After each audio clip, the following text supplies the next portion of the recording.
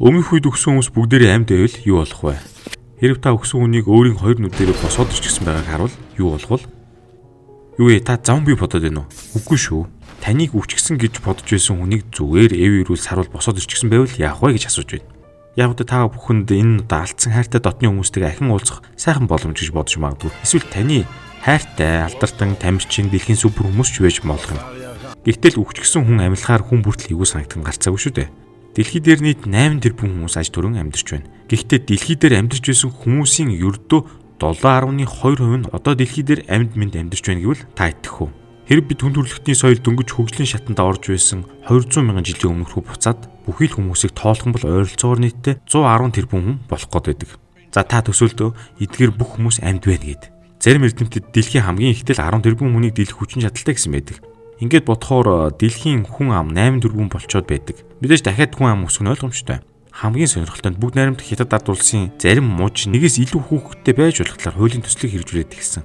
Учир нь Хятад ажил хүчний хомсдол үүсэх магадaltaй байгаа ба Хятадууд эрэгтэй хүнсний хүүхэд төрөлхтөл нааштай ханддаг байсан сулбалаад эмэгтэй хүмүүс тухайн улсад хоордоод байгаа юм лээ. Нэгдсэн үндэсний байгууллагын гаргасан тооцоололоор 2100 он гэхэд дээр дүрцэн 10 тэрбум гэх тоон төрн нэмэжээ. Хэдийн аймаар сонсогдож байгаа ч гэсэн тэр бол одоо ерөнхийдөө цаг байна. Сүгтэл адил өхөр амар гэдэг шиг. 2100 он хүртэл дэлхий дээр оршиж байгаа хүмүүсийн зохицуулалтанд оруулах ямар нэгэн төсөл хэрэгжүүлэх байлгүй дээ. За одоо төсөөлцгөөе. Та өглөө сэрээ сайхан кофе уугаа сууж байлаа. Цонхоор бусдыг ажаа зогсож байв. Гэтэл таны нас орсон хэмээн бодж байсан нэгэн алхаад иржэвэл яах вэ? Өөрөөр хэлбэл дэлхий дээр амьдарч байгаад нас орсон бүхэн буцан амьдрал дэрэнхийг хэлж байгаа гэсэн үг. Тэгвэл дэлхий дээр жирийн амьдарч байсан хүмүүст ямар асуудал тулгарх бол?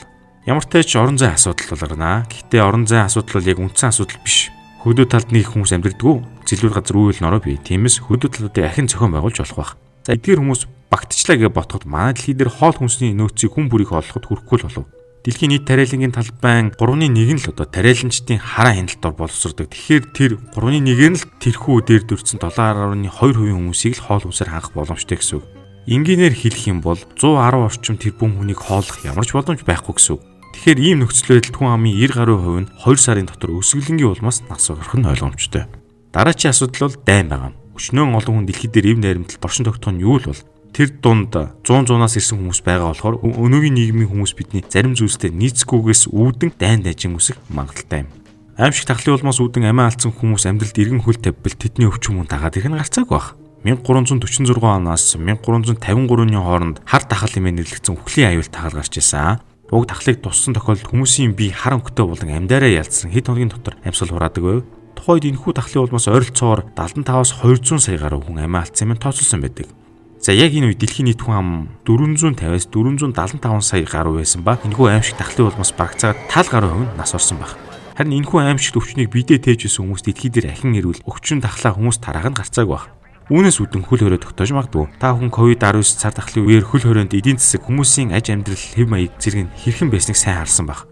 Үүний адилаар нас орсон хүмүүс бүгд иргэн ирэх нь асар их хөнөөлтэй гэдгийг харж болохоор байна. Re-explain it.